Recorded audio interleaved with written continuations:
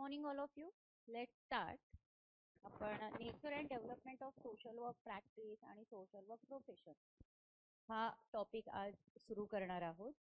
ह्याच्या प्रिव्हियस लेक्चर्सला वेगळ्या फॅकल्टीने तुम्हाला शिकवलंय. त्यामध्ये फक्त मला सांगा की त्यांनी काय काय शिकवलंय आणि किती पार्ट कंप्लीट झाले. तर तुम्ही ते चॅट बॉक्समध्ये मला कळवा. ठीक आहे. सो आज आपण जे सुरू करतो आहे ते आहे nature and development. Nature and development म्हणजे काय, तर जे काही 10 युनिट आपण आपल्या सोशल वर्क प्रोफेशन ह्या कोर्समध्ये किंवा नेट सेटच्या एक्झामचे जे 10 युनिट सिलेबसमध्ये आहे त्याचा पहिला भाग म्हणजे नेचर अँड डेव्हलपमेंट. जर आपल्याला मुळच समजलं नाही, बेसिकच समजलं नाही, तर पुढचे युनिट घेऊन काहीही अर्थ नाही. बरोबर आहे. आता आपल्याला काय करायचंय, तर नेचर अँड डेव्हलपमेंट म्हणजे नेमकं काय. नेचर म्हणजे काय, तर स्वरूप, आणि डेव्हलपमेंट म्हणजे काय, तर विकास. बेसिक आणि दुसरी एक गोष्ट की बेसिक गोष्टी शिकत असताना आपल्याला इंग्लिश, मराठी, हिंदी ह्या तिन्ही भाषांचा अभ्यास करायचा. तर नेटची एक्झाम तुम्हाला इंग्लिश आणि हिंदीमध्ये होते, पण नेटचं हिंदी आपल्याला इंग्लिशपेक्षाही अवघड वाटतं, जड जातं समजायला, कारण ते रोजच्या वापरातले शब्द नाही. पण कम्पॅरेटिव्हली जर बघितलं तर इंग्लिश मराठी या दोन भाषेतला जर तुम्ही अभ्यास केला तर तुम्हाला ते सोपं जाईल. हिंदीपेक्षा इंग्लिश प्रेफर करा, हे मी तुम्हाला माझ्या अनुभवानुसार सांगेन. ठीक आहे. सो सोशल वर्कनी त्याची जी नॉलेज ऑफ बॉडी आहे ती डेव्हलप केली आहे वेगवेगळ्या फील्डमधून. वेगवेगळ्या फील्ड कुठल्या सांगा बरं. तुम्हाला MSW फर्स्ट इयर मध्ये कोणते कोणते विषय होते. सोशोलॉजी, बरोबर, समाजशास्त्र. अजून सायकोलॉजी, बरोबर आहे, मानसशास्त्र. इकॉनॉमिक्स होतं, हो की नाही. तर हे बॉडी ऑफ नॉलेज जे म्हणतो आपण आपल्या सोशल वर्क प्रोफेशनचं, तर वेगवेगळ्या ज्या आयडियाज आहेत त्या वेगवेगळ्या आयडियाजमधून घेण्यात आलेलं आहे आणि वेगवेगळे जे रेलेव्हंट डिसिप्लिन वाटले इन्क्लूड करण्याचे. रेलेव्हंट म्हणजे आवश्यक असणारे किंवा त्याला त्याच्याशी संदर्भित जे डिसिप्लिन्स आहेत, डिसिप्लिन्स म्हणजे शाखा है ना, त्या ह्या आहेत. पण ह्याच्यामध्ये ज्या बेसिक कन्सेप्ट आहेत सोशल वर्कच्या, ह्या फंडामेंटल नॉलेज जे आहे त्याच्याबरोबर डील करतं. कशाविषयी, तर लोकांचं जे सोशल वेलफेअर करायचं आहे त्याच्याविषयी. सोशल वेलफेअर म्हणजे सामाजिक कल्याण. ठीक आहे.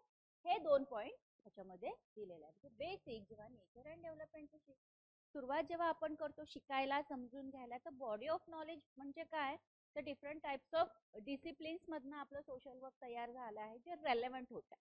आणि दुसरा मुद्दा जो आहे हा आहे बेसिक कन्सेप्ट सोशल वर्कच्या, जे डील करतात कशाबरोबर, तर लोकांबरोबर, फंडामेंटल नॉलेज बरोबर.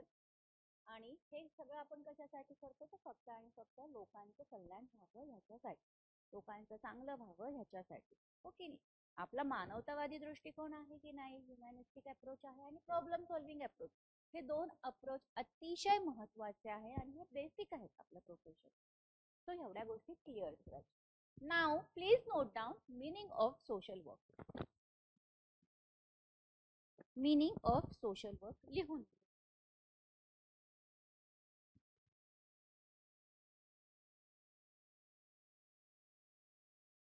गायत्री मॅडम आणि वर्षा मॅडम ह्याच्या आधी कुठला पार्ट शिकवून झालाय प्लीज मला सांगाल का.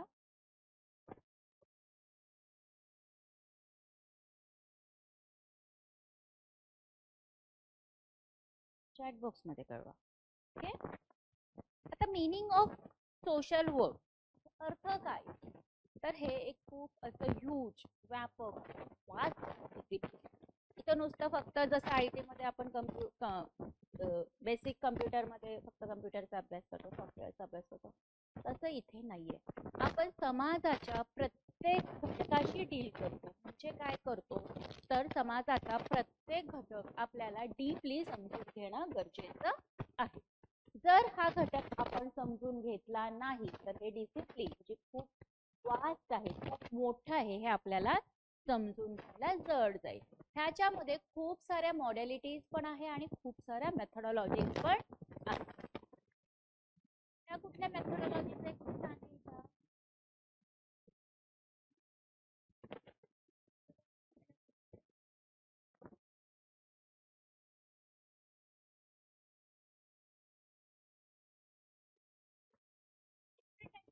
टेक्नॉलॉजीचा आपण अभ्यास करतो म्हणजे प्रायमरी आणि सेकंडरी.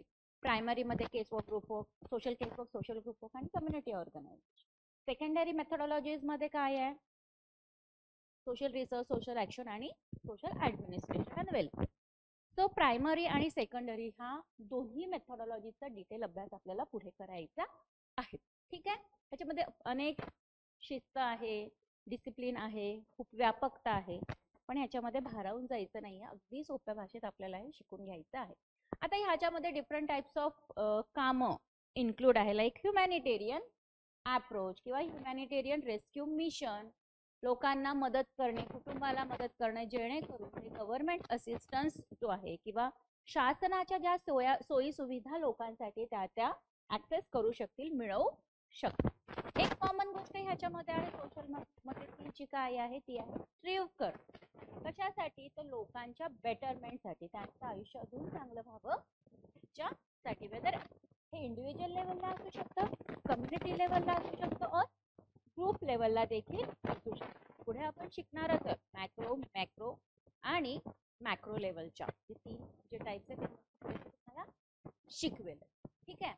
सो हे जे सोसायटल लेवल आहे, लेवल आहे, फॅमिली आहे, इंडिव्हिज्युअल आहे, ह्या सगळ्या लेवलवर लोकांच्या बेटरमेंटसाठी आपण काम मात्र करतो. ठीक आहे. पुढे काय म्हटलं आहे? दुसऱ्या शब्दामध्ये आपण असंही म्हणू शकतो, सोशल वर्क जे आहे हे जे इन्व्हॉल्व करतं, काय इन्व्हॉल्व करतं? तर लोकांना मदत देणं आणि ऍडवाइस करणं. लोकांना कशा संदर्भात आपण लोकांना मदत करतो, ऍडवाइस करतो?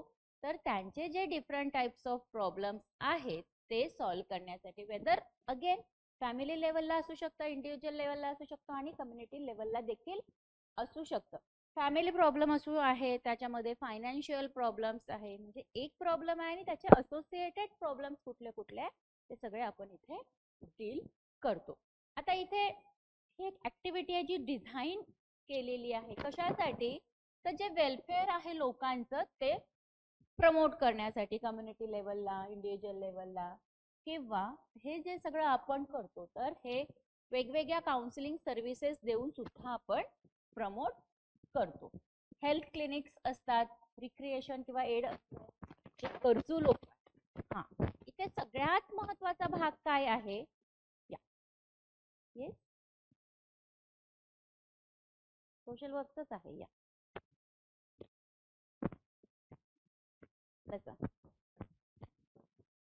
तो जे नीडी आहे, सगळ्यात आपण आधी काय करतो तर नीड काय आहे लोकांची, नीड असेसमेंट केल्याशिवाय कुठलंही काम आपण करू शकत नाही. ओके. काय नाव आहे आपलं? अश्विनी.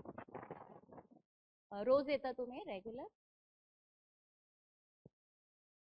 बर बर, काय हरकत नाही. कुठला कुठला पार्ट शिकवून झालाय आधी? रिसर्च कंप्लीट झालाय आणि नंतर दुसरं की पहिलं? अच्छा, पहिल्या युनिटचा किती भाग झाला सांगाल का?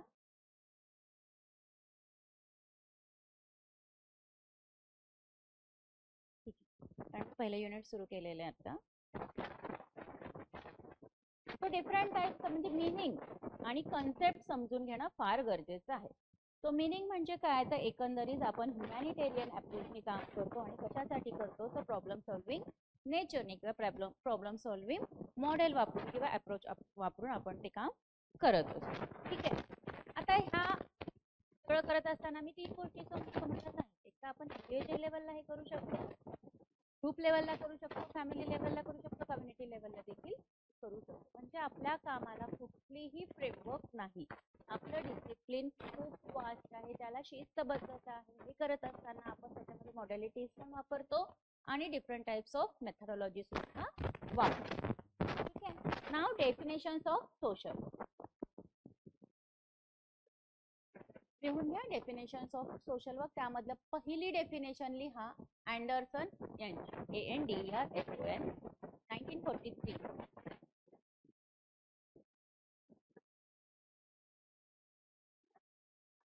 बेसिक कन्सेप्ट आणि डेफिनेशन समजून घेतला की पुढचं आपल्याला समजून घ्यायला फार सोपं जाईल.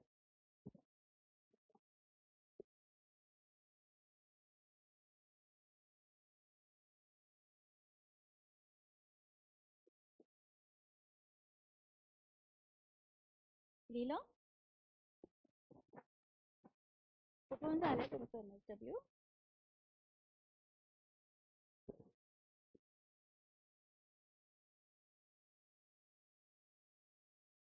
पण MSW नाही ना? ओके. पण मग फक्त पब्लिक, हां ते आहे, पण तो एक पार्ट आहे फक्त. पण मग तुम्ही महाज्योतीचेच कॅन्डिडेट आहात ना, त्याच्या थ्रू केलं MSW. आणि डिग्री कशात झाली? सोशल ओनली पॉलिसीमध्ये. ओके. पण मग बाकी केस वर्क, ग्रुप वर्क वगैरे होतं का तुम्हाला? नाही, ते आहे, ते होईलच. रिसर्च होता? ओके.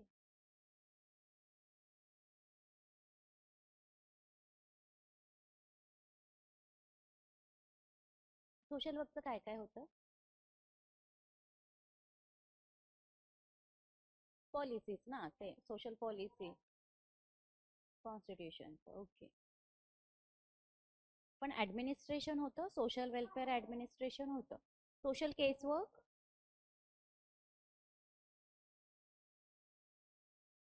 काय म्हणजे आपण फील्ड वर्क मध्ये तुम्हाला काही केसेस द्यायचे की काय नाही? अच्छा, नाही थोडा सिलेबस म्हणजे मलाही थोडंसं त्या पद्धतीने शिकवायला बरं होईल. कॉन्स्टिट्यूशन होता आणि सोशल पॉलिसीचा भाग होता ऍडमिनिस्ट्रेशन. म्हणजे पॉलिसी आलं की ऍडमिनिस्ट्रेशन आलंच. बर. पण social case work, group work, community organization म्हणजे CO होतं.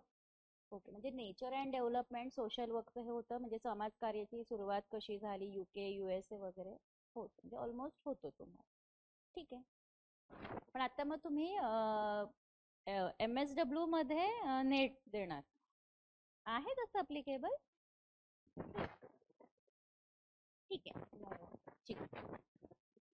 अँडरसनची डेफिनेशन काय की सोशल वर्क हे एक प्रोफेशनल सर्व्हिस आहे जे रेंडर करतं लोकांकरिता. लोकांकरिता काय, तर जो पर्पज आहे लोकांना असिस्ट करण्याचा. असंच जाऊन आपण कोणालाही काही मदत करत नाही जोपर्यंत लोक आपल्याकडे येत नाही.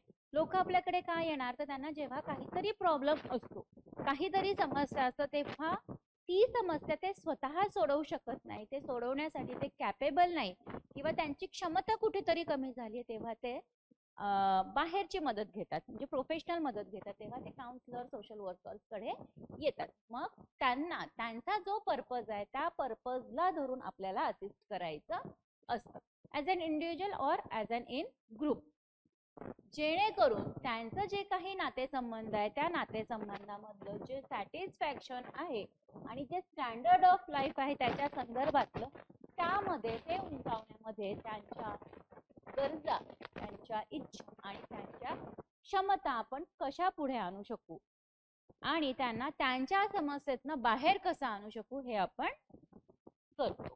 ठीक आहे. अशी डेफिनेशन. म्हणजे ह्याच्यामध्ये हार्मनी हा शब्द फार सुंदर वापरला अँडरसननी, with those of the community. Harmony म्हणजे सुसंगतता. ठीक आहे. ही झाली अँडरसनची. सेकंड डेफिनेशन लिहा, स्ट्रोप, STROUP 1960.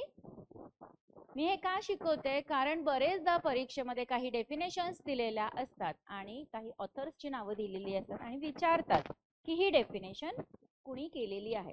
म्हणून जर नुसतं MSW किंवा वेगळे जे डिसिप्लिन आहे त्याचा अभ्यास आपल्याला करायचा नाहीये, तर ऑलरेडी आपलं करून झालंय. आपण फोकस काय करतोय, तर आपल्या exam, UGC net, UGC set. तर UGC नेट सेट ह्या खूप डीप लेवलच्या अभ्यासक्रम, म्हणजे अभ्यासक्रम आपलाच आहे, पण ऑब्जेक्टिव्ह टाइप क्वेश्चन असल्यामुळे नेमकं कोण, काय, कुठे, कसं हे सगळं त्या एक्झाम मध्ये विचारलं असतं. आता जर आपला एक्झाम फोकस असेल तर सुरुवात फक्त लेक्चर करून किंवा पुस्तकं वाचून होणार नाही. तुम्ही आजपासूनच सुरुवात करा. जुने पेपर काढा, रोज एक पेपर सोडवण्याचा प्रयत्न करा. त्यातून तुम्हाला अजून इन्साइट्स मिळेल आणि थोडासा तुमच्या परीक्षेचा सराव होईल. आता सध्या सुरू आहे ऑगस्ट, डिसेंबर, जानेवारीमध्ये तर 100% तुमची होणार. तर आपल्या हातामध्ये अजून 3-4 महिने आहेत, आपण खूप चांगला अभ्यास करू शकतो.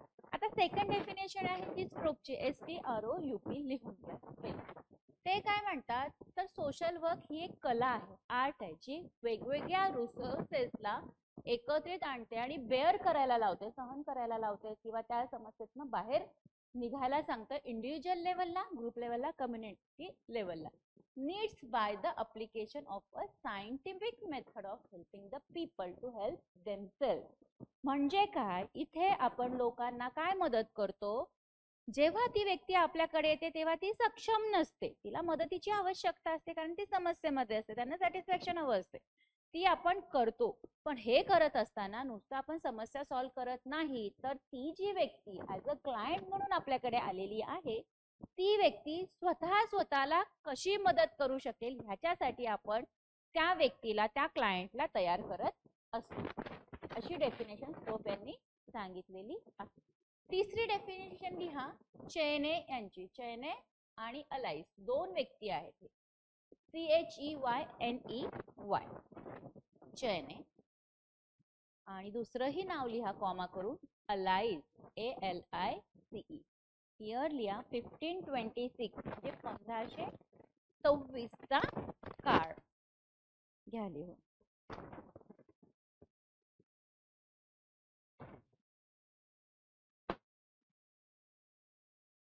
1526 लिहा.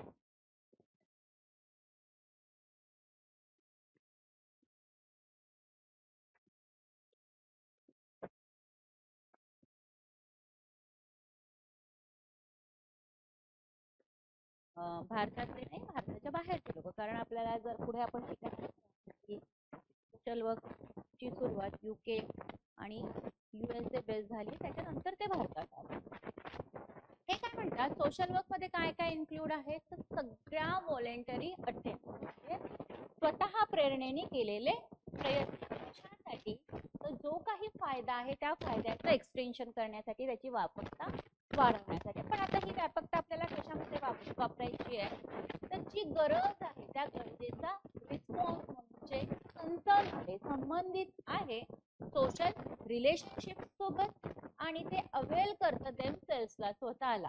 कशासाठी, कशाचं तर जे सायंटिफिक नॉलेज आणि मेथड्स आहे त्याच्यासाठी. आता ही डेफिनेशन थोडी वेगळी आहे, इथे असं जनरल शब्द किंवा कॉमन शब्द वापरलेले नाहीये, पण इथे त्यांनी थोडा सायंटिफिक बेस घेतलेला आहे. इथं ते म्हणतं इथे अवेल करायचंय स्वतःला, पण कसं तर सायंटिफिक नॉलेज वापरून आणि डिफरंट टाइप्स ऑफ मेथड वापरून.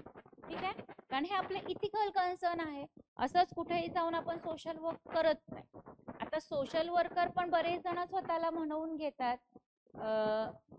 गरजेच्या वेळी कुणी कुणाला काही मदत केली ते सोशल वर्कर स्वतःला म्हणवून घेतात.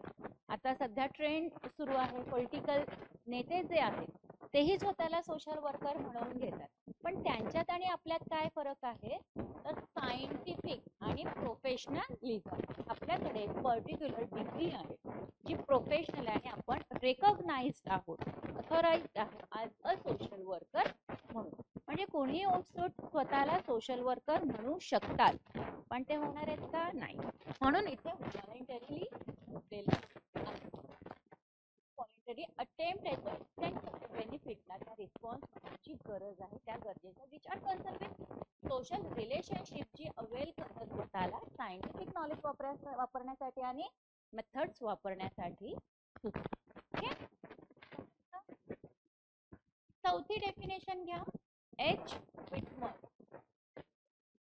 WITMER, 1942. असे डिफरंट टाइप्स ऑफ डेफिनेशन आहेत. तर ह्या सगळ्या डेफिनेशनचा एक सारांश आपण शेवटी काढू. सगळ्याच डेफिनेशन आपल्याला घेता येणार नाही, पण 1-2 शब्द इकडे तिकडे केलेले आहेत प्रत्येक डेफिनेशन. व्हिटमरची डेफिनेशन 1942 साली म्हणजे भारताला स्वातंत्र्य मिळण्याच्या पूर्वी. तर प्राईम फंक्शन जे आहे सोशल वर्क ते असिस्टन्स देते इंडिव्हिज्युअलला कशाशी संबंधित, तर ज्या काही डिफिकल्टीज व्यक्तीच्या आयुष्यामध्ये आहे त्या डिफिकल्टीजच्या संदर्भात ते एन्काउंटर करतं त्याचा वापर करण्यासाठी. जे काही ऑर्गनाइज ग्रुप आहे आपले त्याच्यामध्ये सर्व्हिसेस देण्यासाठी त्यांचा परफॉर्मन्स जो आहे as a member of organize ग्रुपमध्ये त्यात. आता व्हिटमरची डेफिनेशन जी आहे पर्टिक्युलर कशावर फोकस करतं, तर सोशल ग्रुप वर्कवर. म्हणजे बघा व्हिटमरच्या डेफिनेशनच्या प्रत्येक शब्दामध्ये त्यांनी गटाला कन्सिडर केलेलं आहे. प्राईम फंक्शन काय म्हटलं त्यांनी सोशल वर्कचं, तर हे असिस्टन्स देतं, हे कार्य आहे समाजकार्याचं इंडिव्हिज्युअल लेवलला. पण इंडिव्हिज्युअल लेवलला पण त्यांनी कशामध्ये म्हटलं आहे, तर in regard to the difficulties, म्हणजे ज्या काही समस्या त्याच्या संदर्भात जे एन्काउंटर करते त्यांचा स्वतःचा वापर करण्यासाठी ऑर्गनाइज ग्रुपमध्ये सर्व्हिसेस असं त्यांनी म्हटलं. म्हणजे यांचा कम्प्लीट फोकस ग्रुप वर्कवर गेलेला आहे. सो मी काय करते आता ह्या सगळ्या डेफिनेशन ज्यांनी केले त्यांची फक्त नावं लिहून घ्या तुम्ही. फिंक 1942 नोट्स मध्ये तुम्हाला हे मिळून जाईल. बाकी Fink 1942,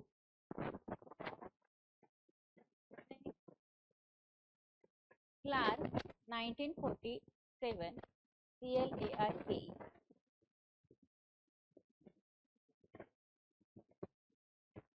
next W. Friedlander, FRIEND,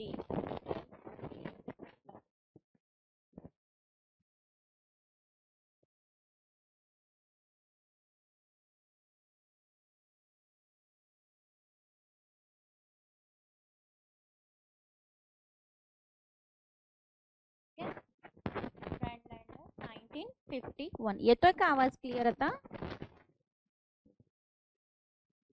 next W फ्रँडलँडर हे परत 4 वर्षांनी 1955. नेक्स्ट लिहा ए YOUNGDAHL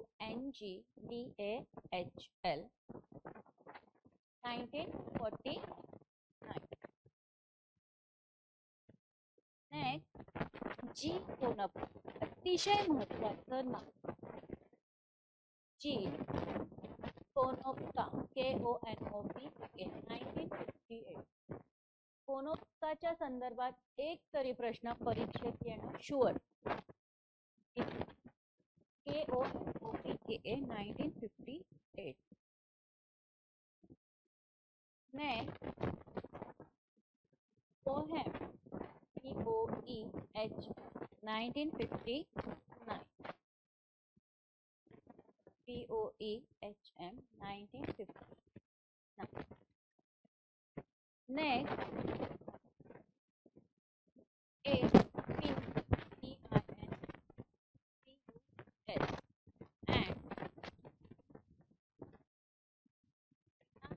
and MINAHA 1978.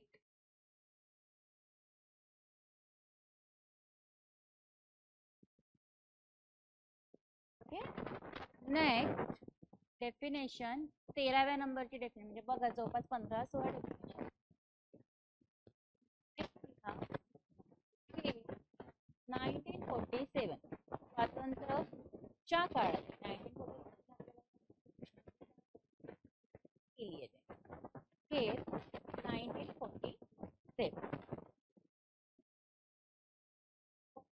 Number definition Sunil Chandra 1954.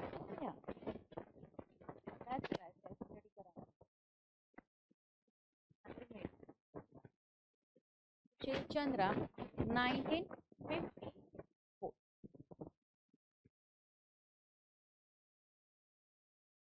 Next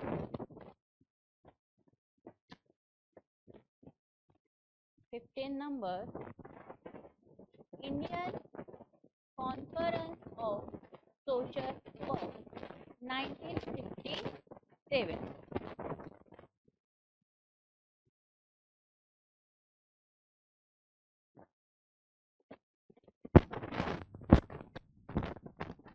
next नाव K Khinduka, KHIND, K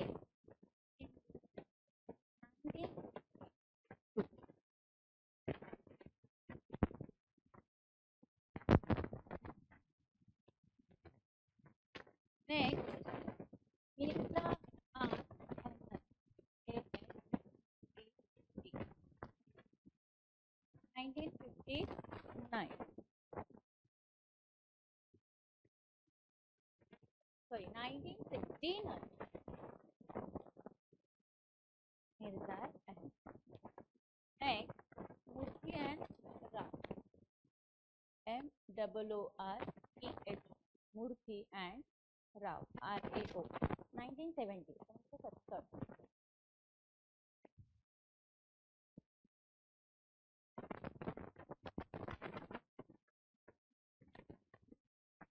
Next, National Association of Social Workers.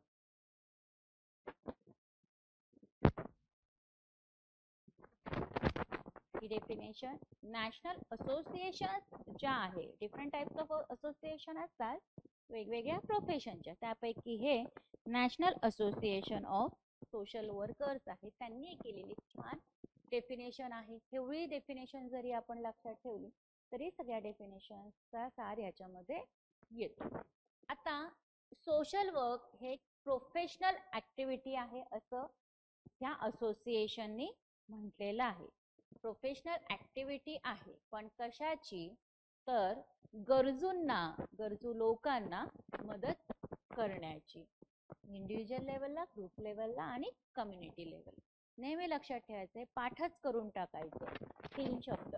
पहिला जो आहे इंडिव्हिज्युअल, ठीक आहे, दुसरा ग्रुप आणि तिसरा कम्युनिटी. ठीक आहे, हे 3 भाग झाले. काही बेसिक शॉर्ट नोट्स तुम्ही तयार करून ठेवा तुमच्या कॉपीमध्ये. इंडिव्हिज्युअल, ग्रुप आणि कम्युनिटी लेवलवरच आपण काम करतो. ह्याच्या माध्यमातून सोशल वर्क ज्या ऍक्टिव्हिटीज आहे ह्या एन्हान्स करतात किंवा रिस्टोर करतात त्यांच्या कपॅसिटी, क्षमता, सोशल फंक्शनिंग करता आणि सोसायटल कंडिशन ही त्यांच्या साईडने फेवरेबल होण्याकरिता क्रिएट करण्यासाठी, जेणेकरून त्यांचा जो गोल आहे, त्यांचा जो एम आहे तो आपण इथे फुलफिल करू शकतो. दुसरी गोष्ट, कधीही काम करत असताना 3 टप्पे लक्षात ठेवायचे. प्रिव्हेंटिव्ह म्हणजे काय, प्रतिबंधात्मक, म्हणजे कुठलीही चुकीची घटना किंवा समस्या आपल्या आयुष्यात येऊ नये म्हणून प्रतिबंधात्मक लेवलला आपण काय करू शकतो, आपणच किंवा आपण ऍज अ प्रोफेशनल म्हणून दुसऱ्यांना काय शिकवू ते. दुसरी आहे क्युरेटिव्ह, म्हणजे जर आपण प्रतिबंध घालू शकलो नाही आणि समस्या उद्भवली तर ती समस्या आपल्याला दुरुस्त करायची, त्याला म्हणतो आपण क्युरेटिव्ह, म्हणजे उपचारात्मक. ठीक आहे, ही आहे प्रतिबंधात्मक,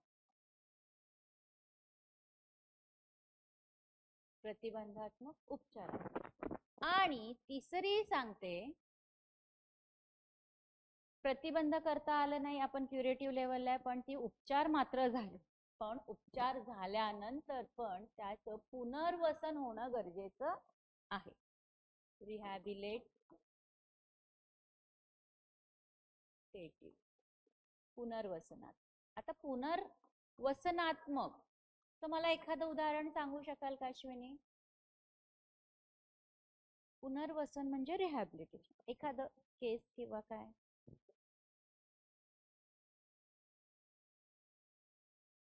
माळीण दुर्घटना.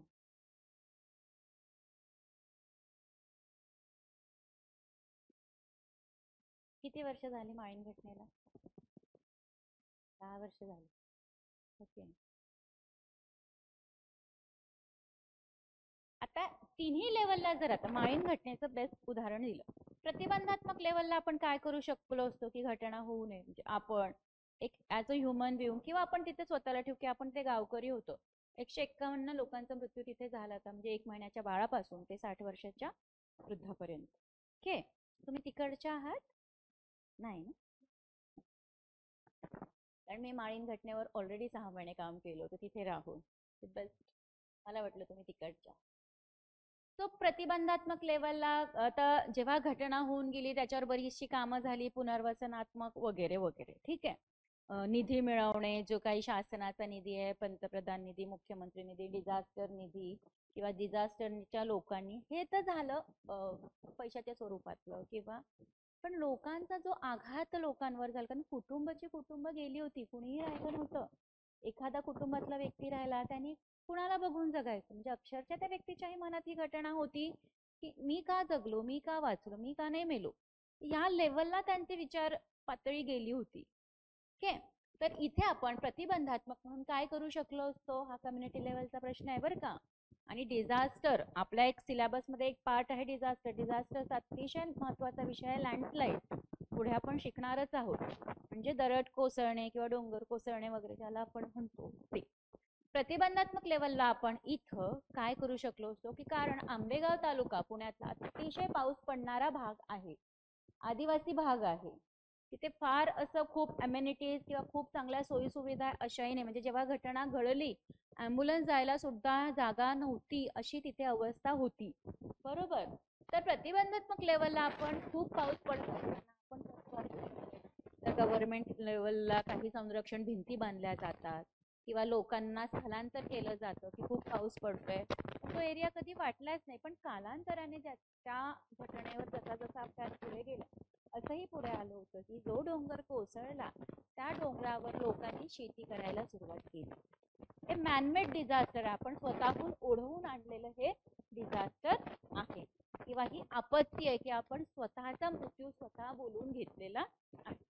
त्यातही गाव म्हटलं, खेडं म्हटलं की तिथे 2-3 गट येतात. ओके, म्हणजे अक्षरशः पडवी ज्याला आपण म्हणतो, स्टेपिंग फार्मिंग ज्याला म्हणतो, की अशी लेवलला करायची जमीन डोंगरावरची आणि त्याच्यावर शेती करायची. हे करत असताना वरती मोठमोठे बुलडोझर सुद्धा गेले होते. अशात डोंगराचा काही भाग खाली कोसळला आणि जो भाग कोसळला त्याच्याच खाली परफेक्ट गाव होतं, जिथे 151 लोक मृत्युमुखी पडले.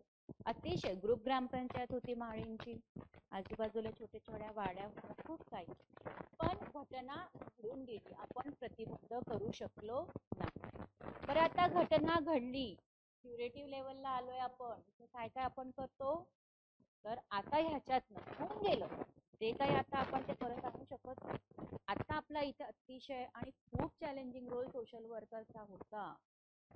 जे जर माळीण घटना एक मॉडेल म्हणून तुम्ही तुमच्या अभ्यासक्रमात जरी घेतली ना, तर इतके फाटे फुटतात, इतके रोल इथे सोशल वर्करचे निघतात की तुम्ही सांगू शकता. एक तर नीड असेसमेंट, घटना घडून गेली, आता त्यांना तात्काळ कोणत्या मदतीची गरज आहे, त्यांना घर हवे राहायला, त्यांना अन्न पाणी हवंय, त्यांना कपडे, कारण सगळं सगळं वाहून गेलं होतं, काही राहिलेलं नाही.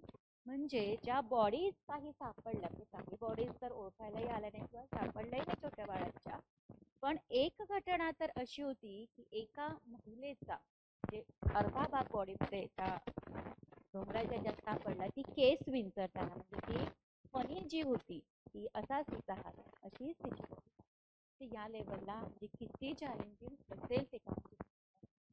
ह्याच्यामध्ये त्यांना अन्न, पाणी, निवारा, महत्वाचं मेंटल काउन्सिलिंग करून पण लोक बाहेर पडत नव्हती कितीतरी महिने. आसपास म्हणजे ज्यांचे नातेवाईक होते जवळपास, कारण ते तिकडे अडकले होते, इकडे यायला जागा नाही, मदत पोहोचायला जागा नाही, ते खोदायला काढायला जागा आहे, अशा अनेक गोष्टी होत्या. जे होऊन घेतलं त्याच्यात क्युरेटिव्ह लेवलला बऱ्याच गोष्टी करायच्या होत्या. शासनाचा निधी आणण्यापासून त्यांचा डेटा देणं, घरातल्या कुटुंबातल्या लोक किती होते, ते तिथे किती राहत होते, बाहेर किती होते, त्यांचं वय वगैरे वगैरे एन नंबर ऑफ जे डेटा आपण कागदपत्र तयार करण्यापासून वेगवेगळे कॅम्प लावले, लोकांना नोकऱ्या देणे, त्यांच्या शेती जमिनी वाहून गेले, त्यांची गुरंढोरं वारली. गुरंढोरं हे जे होते पाळीव प्राणी ज्याला आपण गाई म्हशी कोणी पाळतात, कुत्र नाही, कोंबड्या असतात, बकऱ्या असतात, हे त्यांच्या उदरनिर्वाहाचं साधन होतं, तेही सुद्धा सगळं तिथे डिमॉलिश झालेलं होतं. अनेक गोष्टी आता ह्याच्यातनं अतिशय मॉडेल वर्ड म्हणून हे रिहॅबिलिटेशन आपण बघतो. आणि पुनर्वसन इथे 100% झालेलं.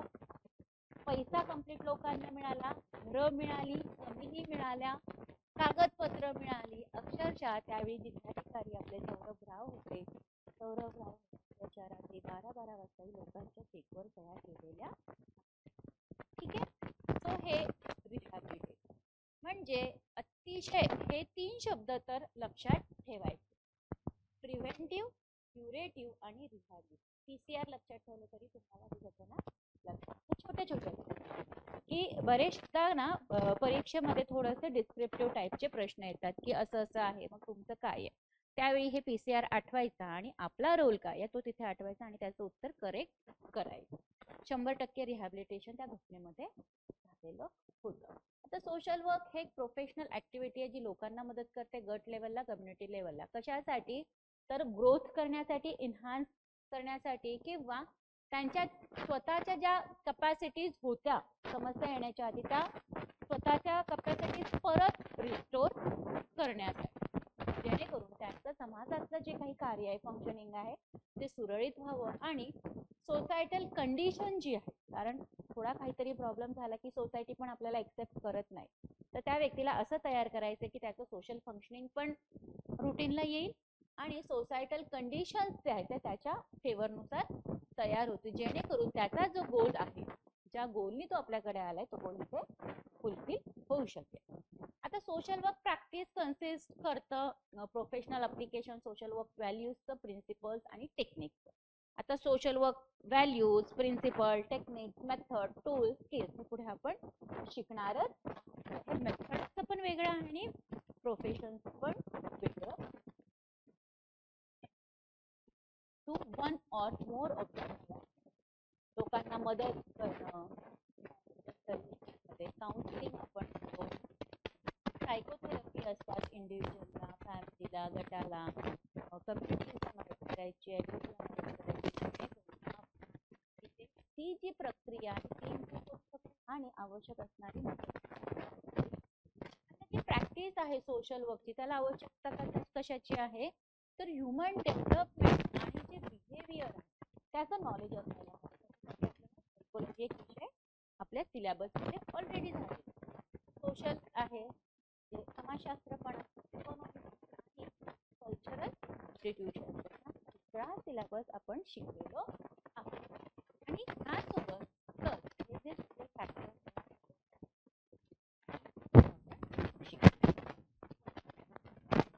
सो इथे डेफिनेशन्सचा पार्ट आपल्याला जेवढा दिलेला तेवढा गरजेचं आहे. त्याच्यापेक्षा जास्त डेफिनेशन आपण घेतलेल्या.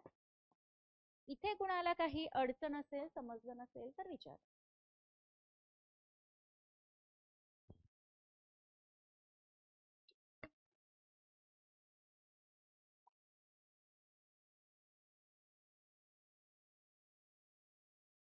नाहीये पुढे जायचं.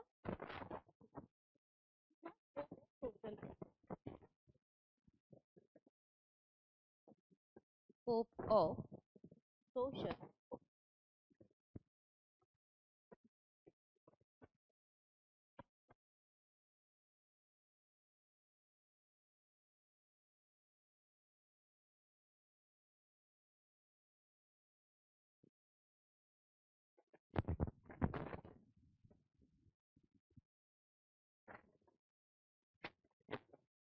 स्कोप ऑफ सोशल स्कोप म्हणजे काय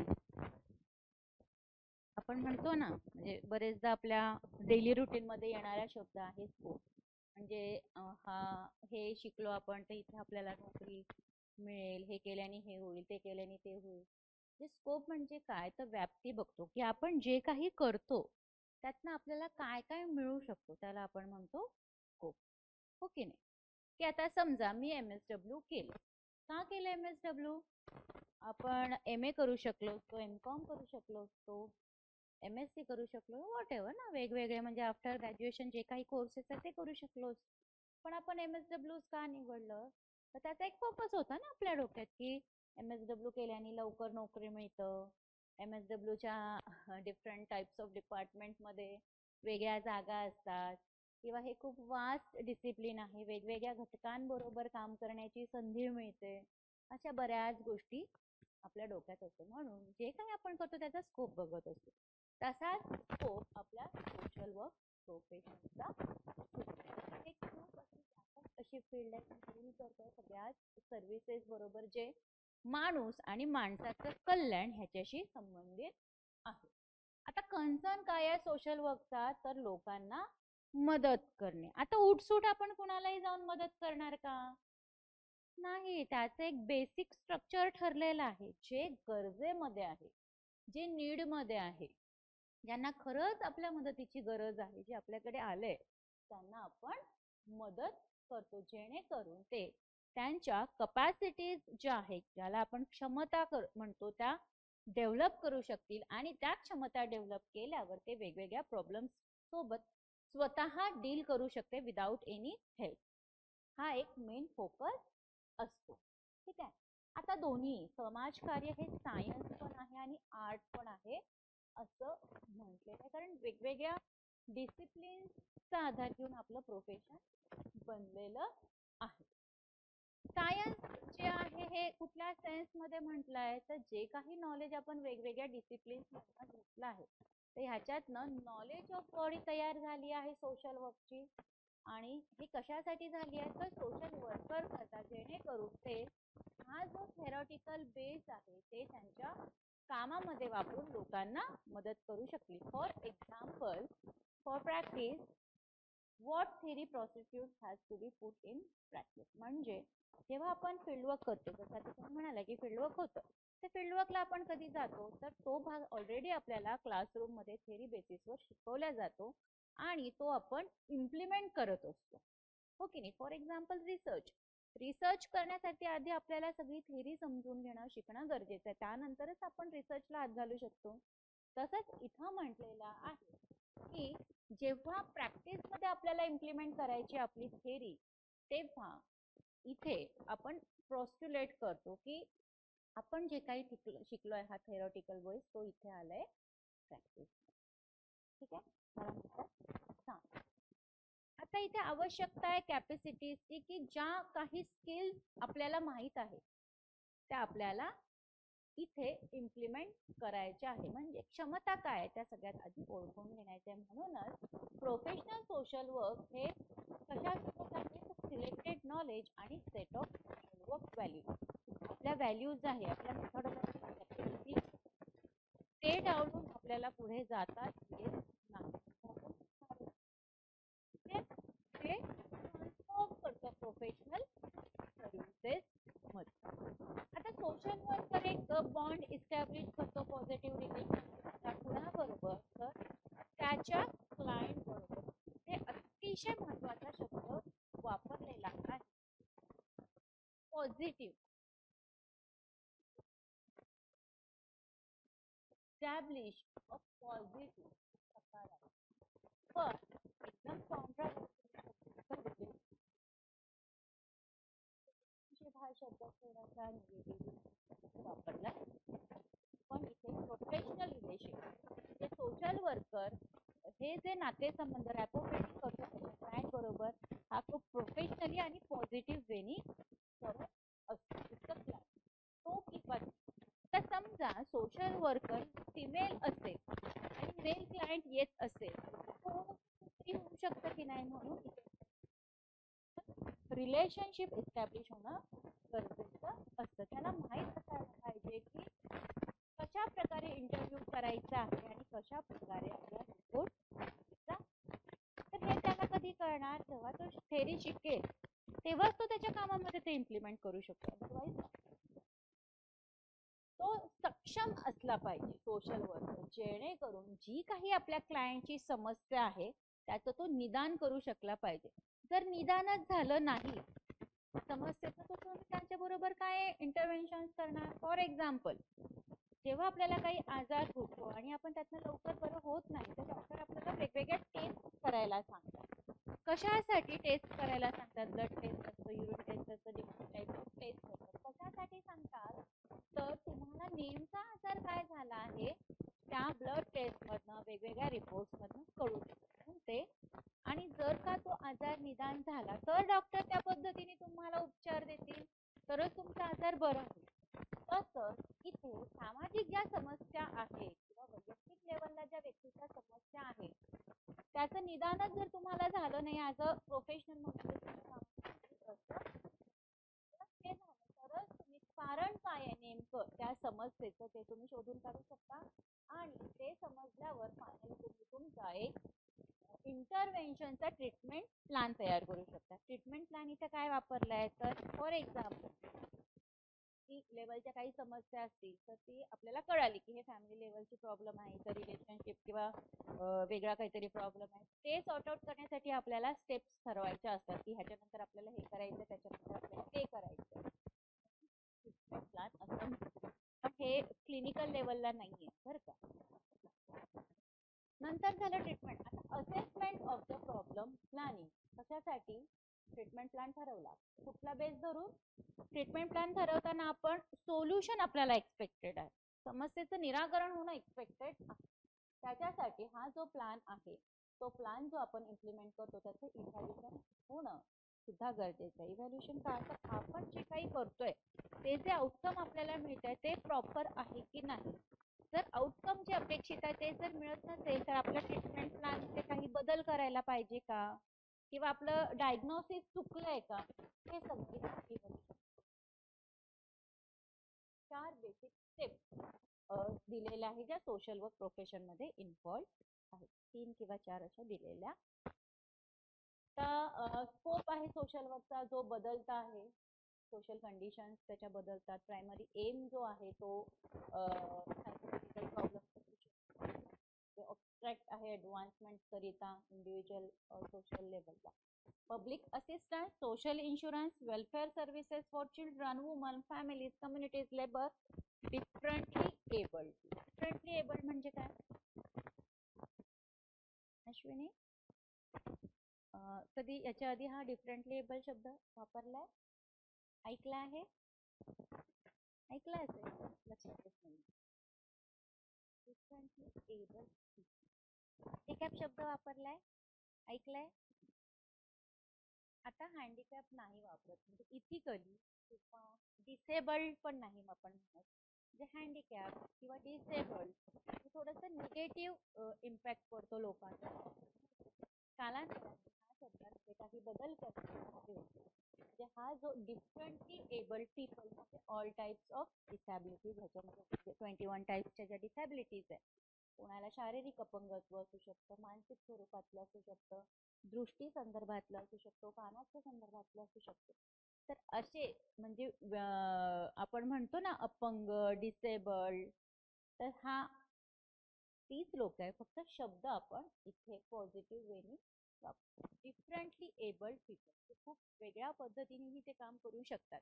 डिफरंटली एबल का म्हटलेलं आहे तर समजा एक पाय किंवा एक हात नसतानाही ते व्यक्ती त्यांची सगळी कामं करू शकतात, म्हणून ते आपल्यापेक्षा वेगळे आहेत. पॉझिटिव्ह. इथे आपण डिसेबल्ड किंवा हँडिकॅप नाही म्हणत आहे, ते त्यांना असं वाटेल की आपल्याला काहीतरी करायचं तर आपल्याला ते भासू द्यायचं नाही, कारण ते सुद्धा समाजाचा अतिशय महत्वाचा घटक आहे. Correctional services. करेक्शनल सर्व्हिसेस हे थोडंसं गुन्हेगारी शास्त्रामध्ये आपण वापरतो. ह्याच्यामध्ये तो PCR आपण एकदम परफेक्टली इम्प्लिमेंट करू शकतो. Positive preventive curative rehabilitation. म्हणजे गुन्हा घडू नये ह्याच्यासाठी आपण काय करावं? गुन्हा घडला तर कायद्याने त्या व्यक्तीला त्याची शिक्षा झालेली आहे. शिक्षा भोगून जेलमधून तो व्यक्ती बाहेर येतो, क्लायंट बाहेर येतो, त्याच्यानंतर त्याचा खरा संघर्ष सुरू होतो. कारण एक त्याला लेबलिंग लागलेलं असतं, स्टिग्मा लागलेला असतो की हा जेलमधून सुटून आलेला. पण कायद्यानुसार त्याला त्याच्या चुकीची शिक्षा मिळालेली आहे. परत आपण सोशल लेवलला का त्याला शिक्षा द्यायची? सोशल लेवलला शिक्षा न देता आपण त्याचं पुनर्वसन कसं होईल पॉझिटिव्ह आपण फॉर एक्झाम्पल एक खेरवाडी सोशल वेलफेअर असोसिएशन आहे जी मुंबई बेस्ड आहे. त्याला युवा परिवर्तन पण म्हणतात. त्यांचं एक छान त्यांचा प्रोजेक्ट सुरू होता मध्यंतरी काळामध्ये की जे जेलमधले कैदी आहेत, इनमेट्स जे आहेत, तर ते वोकेशनल सर्व्हिसेसच्या बॅचेस तिथे चालवायचे. म्हणजे फॉर एक्झाम्पल नर्सिंग करणं, ब्युटी पार्लरचा कोर्स करणं, तर हे कुणासाठी, तर आतमध्ये असणाऱ्या कैद्यांसाठी. काय हे म्हणजे काय त्याच्या मागचा एम असेल आणि का हा प्रोजेक्ट सुरू झाला असेल, तर ती शिक्षा संपवून जेव्हा तो बाहेर येतो तो कायद्याने सुटलेला असतो, त्याच्यात कुठलाही गुन्हा नसतो. बाहेर आल्यावर त्याला जो स्टिग्मा त्याला लागलाय, जो कलंक लागलाय, तो मिटवून काढण्यासाठी त्याने त्याचा व्यवसाय सुरू करावा किंवा त्याने कुठेतरी नोकरी करावी.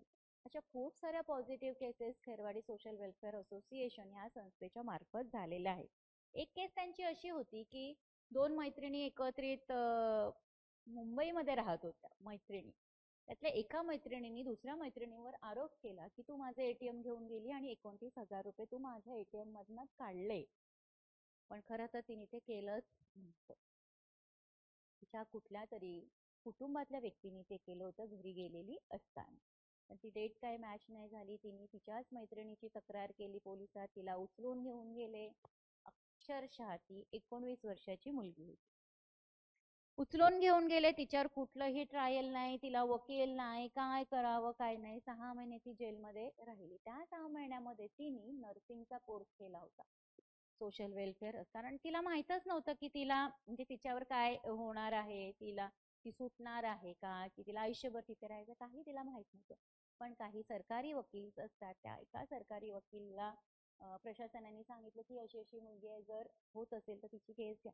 फक्त 5,000 रुपये जमानत अमाऊंट देऊन तिला बाहेर काढण्यात आलेलं होतं. तोपर्यंत तिचा नर्सिंगचा कोर्स कम्प्लीट झाला. ती मुलगी जेव्हा बाहेर आली, तिने सगळ्यात आधी त्या संस्थेला कॉन्टॅक्ट केला आणि जाताना ऑन द वे ती त्या संस्थेकडे छान खाऊ घेऊन गेली पॉझिटिव्ह वेणी, आणि तिला त्याच संस्थेने एका हॉस्पिटलमध्ये नर्सची नोकरी सुद्धा मिळवून दिली. ह्याला म्हणतात कम्प्लीट रिहॅबिलिटेशन. म्हणजे आपण हे डोक्यात ठेवणार आहे का तिने गुन्हा केला, कायद्याने तिला काही शिक्षा झाली नाही, कारण फक्त 5,000 रुपये जमानत देऊन ती सुटली, पण गुन्हा सिद्ध झाला नाही. जिनी तिच्यावर केस केली ती परत कधी आली नाही. म्हणजे काहीतरी खुन्नस किंवा एक आरोप किंवा बदला घ्यायचा म्हणूनही मैत्रिणीसोबत हे असं होऊ शकतं. तर बेसिक काही गोष्टी इथे, काही हा सोशल प्रॉब्लेम नव्हता तरी पण त्या व्यक्तीला आयुष्यभरासाठी ती 6 महिन्याची शिक्षा झालेली आहे. सो करेक्शनल सर्व्हिसेस मध्ये आपण पीसीआर 100% वापर. ठीक आहे, हा झाला scope. Now nature of social work, NATURE, nature of social work. स्वरूप,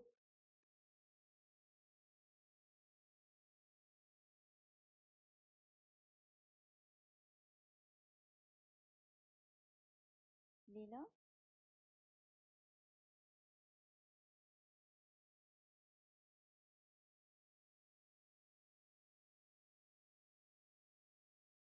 स्वरूप काय आहे आपल्या सोशल वर्क प्रोफेशनचं, तर काही इंडिव्हिज्युअलला व्यक्तिगत समस्या असू शकतात किंवा काहींना कौटुंबिक लेवलला असू शकतो. हे आहे.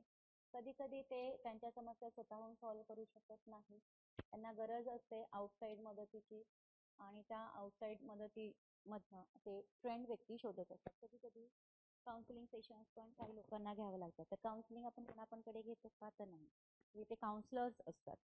ओके नाही, काउन्सलर्स हे MS सायकोलॉजी झालेले असतात. तर MSW लोकांना पण ॲज अ काउन्सलर म्हणून अपॉइंट केलं जातं. जे ट्रेंड आहे, जे ऑलरेडी प्रशिक्षित आहे, त्यांच्याकडूनच मदत मिळणं अपेक्षित आहे. आउटसाईड तर इंडिव्हिज्युअल लोक जे आहे हे मदत करत असतात. त्यांना आपण ॲज अ क्लायंट, जो व्यक्ती आपल्याकडे आलाय मदतीसाठी, त्याला एक पर्टिक्युलर शब्द आपण वापरतो, तो म्हणजे क्लायंट आणि फ्रेंड पर्सन. मदत घेणारा आणि मदत करणारा, ते मदत करत असतो त्या व्यक्तीला. इथे फक्त सोशल वर्कर नाही वापरायचं, ही प्रोफेशनल सोशल वर्कर. आता सच ह्या ज्या मदत करणाऱ्या वेगवेगळ्या कृती आहेत त्याला आपण सोशल केस वर्क असे इंडिव्हिज्युअल लेवलची गोष्ट करतो आपण, सोशल केस. तर ती समस्या जर गटामध्ये आपण घेतली त्याला सोशल ग्रुप वर्क पण म्हणतो. कम्युनिटी लेवलला असेल तर कम्युनिटी लेवलला पण आपण करू शकतो.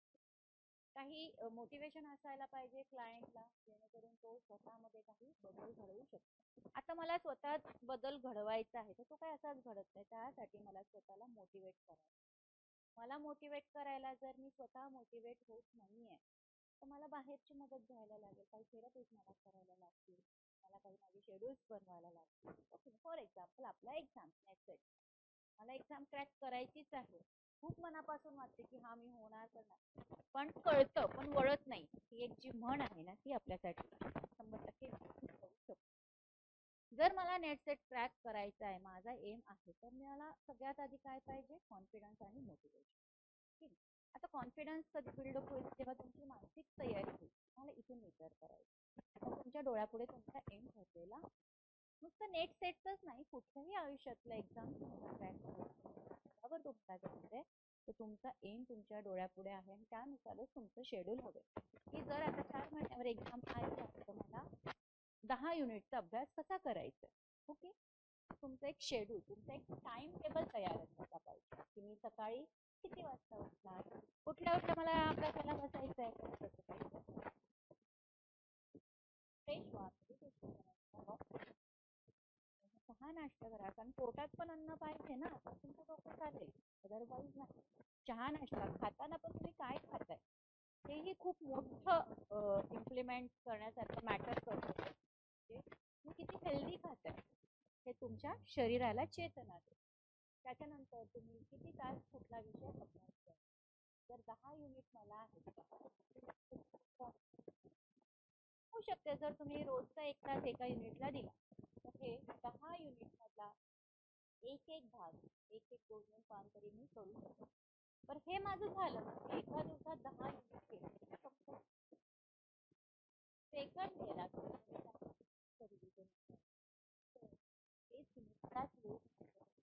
पण आपण शेड्यूल करतो बरेच, पण आपल्याला वाटतं हे शेड्यूल आपल्याकडे कधी कधी असं वाटतं की नको, हे इथे नको, ही फार झोपेची वेळ असते किंवा खूप इरिटेटिंग, तर त्यावेळेस सोपा विषय वाचायचा आणि एम नाही ठेवायचा की मला हे सगळं समजलंच पाहिजे, नुसतं वाचून काढायचं, नुसतं वाचून भलेही झोप येते पण थोडा पाठ वाचून मला म्हणतो म्हणजे तुमचे टास्क कम्प्लीट झाले.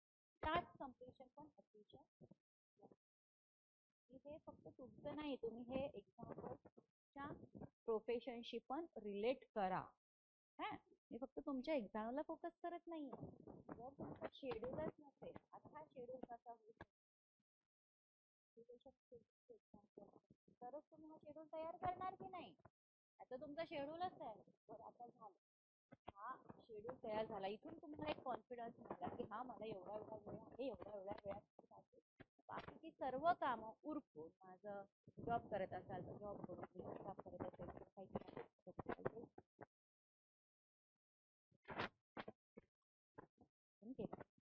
ठीक आहे. 10 युनिट माझं झालं. घ्या प्रिव्हियस इयर क्वेश्चन कधी करणार,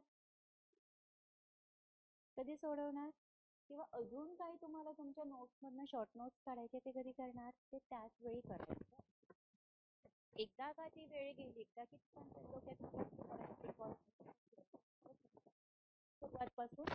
सुरुवातीपासून सुरुवात करायला लागतं. तर तुमचं टास्क कम्प्लिशन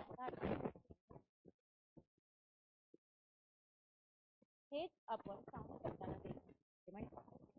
आपलं शिक्षण झालं, सगळं झालं, आपण नोकरीला लागलो तर आपला काहीतरी जॉब डिस्क्रिप्शन असतो की नाही, ते जॉब डिस्क्रिप्शन आपल्याला कम्प्लीट करायचं. ते करण्यासाठी देखील ऑफिसमध्ये तुम्हाला अतिशय महत्त्वाचं किंवा प्रायोरिटी बेसिसचं काम कुठलं आहे ते हाती घ्यायचं आहे आल्याला ऑफिसमध्ये, ते कम्प्लीट करून त्याला नाही देऊन लगेच म्हणजे घरी जाताना त्या दिवसाचं कुठलंही काम तुमचं पेंडिंग नसावं, असं तुमचं प्रोफेशनल लाईफ असावं. पण हे सुरुवात कधी होते तर जेव्हा आपण स्टुडंट लाईफमध्ये असतो तेव्हा त्याचं स्वतःला, शरीराला, डोक्याला याची सवय लावून घ्यायची, तरच हे होईल. एक्झाम मध्ये फक्त नोट्स ऐकून, लेक्चर ऐकून काही होत नाही. जोपर्यंत तुम्ही स्वतः प्रॅक्टिस करणार नाही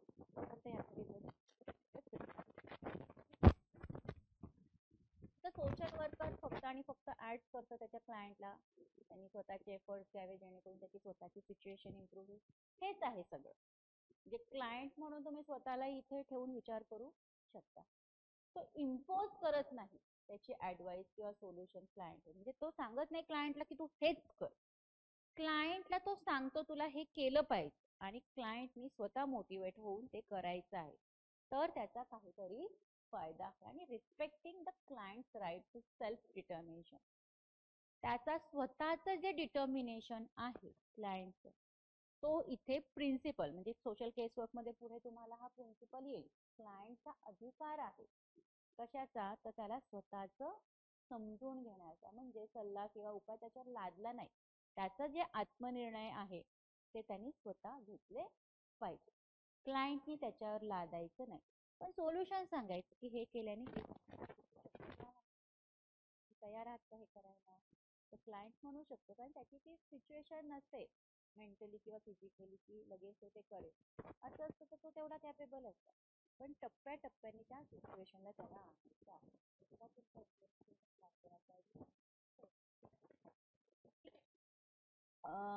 हे काम करत असताना सोशल वर्करने स्वतःला सुपेरियर समजू नये की आपल्या क्लायंट माझ्या पुढं. येतो कधी कधी आपल्या प्रोफेशनल मध्ये असा अप्रोच किंवा ॲटिट्यूड की मीच एक सुपेरियर आहे, हा काय क्लायंट आहे. असं नाही ना. डॉक्टरकडे जेव्हा आपण जातो, आता डॉक्टरला सगळ्यात आजाराचं निदान औषधोपचार नाही करतो, पण तो क्लायंट म्हणू शकतो काय तुला काय त्यांचा ट्रीटमेंट प्लॅन असला तरी ते डॉक्टर असले तरी शरीर मात्र तुमचे आजार मात्र तुम्ही त्या उपचाराला कसं कोपअप करता हे तुमच्यावर डिपेंड आहे. औषधं घेतोय आपण, पण खातानाच आपल्याला म्हणतो की अरे एवढे औषधं घेतोय मला काही फायदाच होत, ते कुठेतरी निगेटिव्हिटी आहे. ठीक आहे. तर अशा अनेक गोष्टी आपण फॉलो करायच्या, स्वतःला सुपेरियर फील करून घ्यायचं नाही किंवा कंटेम्पियस पण व्हायचं नाही त्याच्या क्लायंट.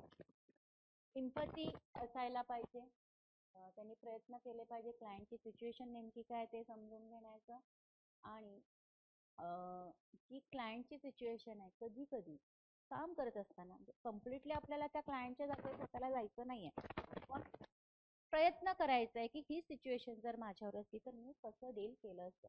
पण हे करत असताना प्रत्येकाची क्षमता मात्र वेगळी असणार, ओके नाही, आणि इथे सोशल वर्करचा रोल देखील वेगळा असणार. परंतु सेम टाइमला त्याला, म्हणजे आता मी म्हटलं ना की कंट्रोल इमोशनल इन्व्हॉल्वमेंट हा एक प्रिन्सिपल आहे सोशल केस वर्कचा, तो इथे इम्प्लिमेंट पुढे करायचं आपल्याला.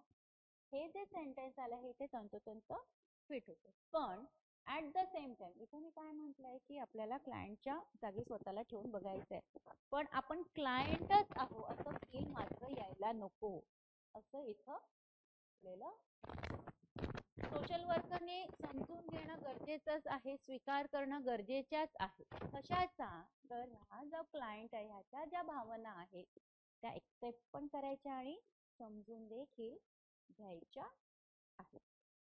ठीक आहे. आता डिझास्टर आणि नॅचरल कॅलॅमिटीज, आत्ताच आपण म्हटलं माळीण घटनेस, अशा दरम्यान हंड्रेड ऑफ पीपल म्हणजे मदतीसाठी तयार होतात त्या लोकांमध्ये घटना डिफरंट टाइप्स ऑफ मदत दिली जातात. माळीण घटनेमध्ये बुडाले होते, कॉट पासून बेड पासून भांडी, कपडे, गॅस, सगळ्या स्वरूपात डायरेक्ट कॉन्टॅक्ट हा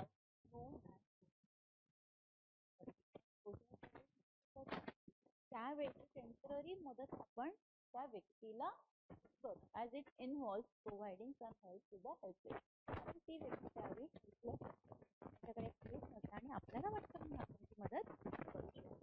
त्याच्यामध्ये अनेक लोकांनी कपडे वगैरे मदत केली, पण एवढी मदत आली होती की तेवढ्या मदतीची सुद्धा आवश्यकता नव्हती. ते कपडे ठिकाणी कपडे आले, अक्षरशः जे विक्टिम्स होते त्यांनी स्वतः होतं की एवढ्या कपड्यांची आम्हाला आवश्यकता नाही, हे जे गरजू लोक आहेत त्यांना तुम्ही मदत केली तरी चालेल. अन्य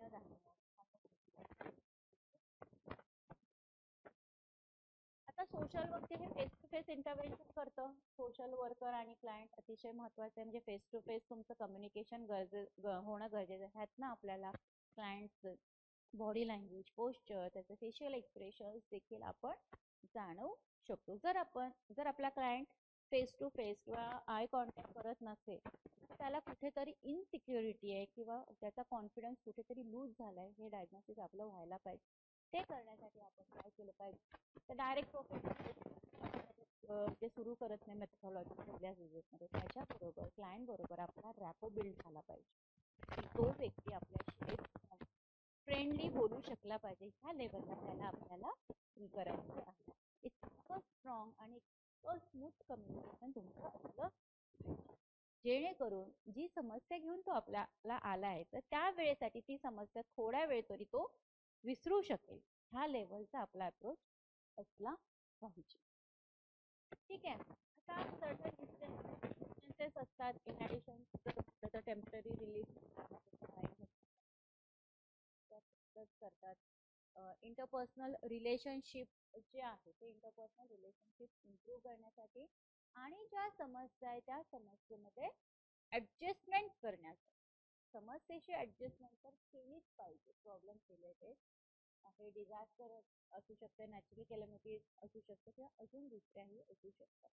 पण इथे आपल्याला 100% रिहॅबिलिटेशन प्रोसेस मात्र बघितलं पाहिजे जर त्या क्षेत्रातून काम करत असाल. काइंड ऑफ इन्व्हॉल्वमेंट गरजेची असते की डील करते डीपर इश्यूज. जसे मुळलेल्या ज्या समस्या, रुजलेल्या ज्या समस्या असतात त्याला डीपर इश्यूज म्हणतात. इतरही नातेसंबंधासंदर्भातले प्रॉब्लेम, हे सगळं जे आहे त्यात सोशल वर्क असं म्हणतात. जेवढं आता आपण ह्या मुद्द्यांमध्ये शिकलो, रोल काय आहे, कसं केलं पाहिजे, काय केलं पाहिजे, ते सगळं इथे. ठीक आहे. स्कोप, नेचर आणि डेफिनेशनचा भाग इथे संपला. इथपर्यंत कोणाला काही अडचण असेल तर किंवा काही शेअर करायचं असेल तरी ते तुम्ही करू शकता.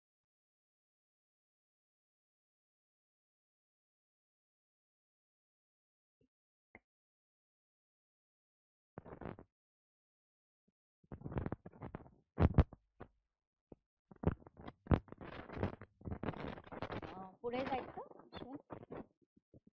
Next topic, principles of social. आता हे शिकत असताना कन्फ्यूज व्हायचं नाही. हे सोशल वर्क प्रोफेशनचे प्रिन्सिपल्स आपण शिकणार आहोत. पुढे जाऊन सोशल केस वर्कचे प्रिन्सिपल आहे, सोशल ग्रुप वर्कचे आहे, community organization, different types of administration मध्ये आहे. पण हे जे प्रिन्सिपल आता आपण शिकतो हे फक्त सोशल वर्क प्रोफेशनचे आहे, एवढं लक्षात असू.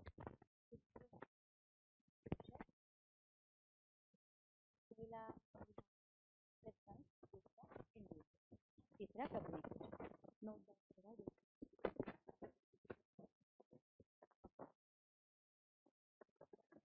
प्रिन्सिपल ऑफ हे प्रिन्सिपल कशाचे आहेत, सोशल वर्क प्रोफेशन.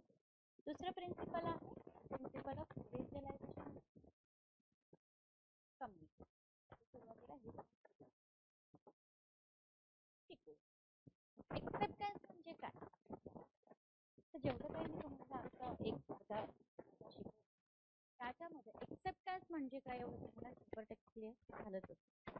त्यातनं मला सांगा की एक्सेप्टन्स हा कुठल्या कॉन्टॅक्ट मध्ये वापरलेला शब्द आहे किंवा प्रिन्सिपल प्रोफेशनचा.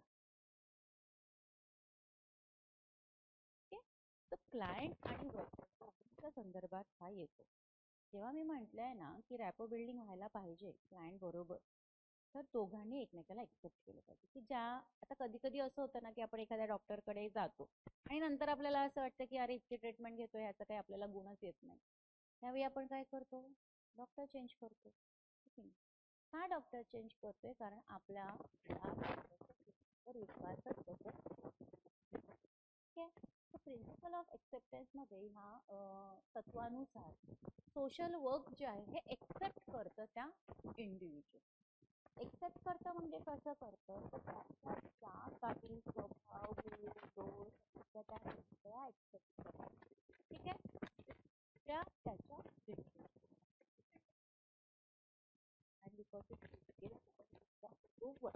म्हणजे काय की जे समाजमान्य बिहेवियर आहे, ओके, समाज मांडणं की आता असं असतं की आपण कुठे कोणाकडे गेलो तर शांतपणे बसायचं, जास्त बोलायचं नाही, खायला दिलं तर त्याला सगळ्यात आधी नाहीच म्हणायचं. हे बेसिक आपण आपलं ठरवलं.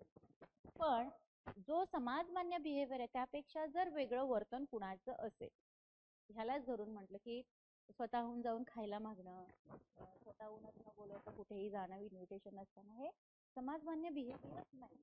तर तो शब्द इथं म्हटला आहे की डिफर करतं बिहेवियर, की जे समाजमान्य नाहीये तेच जर बिहेवियर तुमचं होत असेल तरी सुद्धा त्या इंडिव्हिज्युअलला सगळ्या लिमिटेशन करायचं. तो त्याचा का वागतोय हे समजून घेणं जास्त फ्रॉम द प्रिन्सिपल ऑफ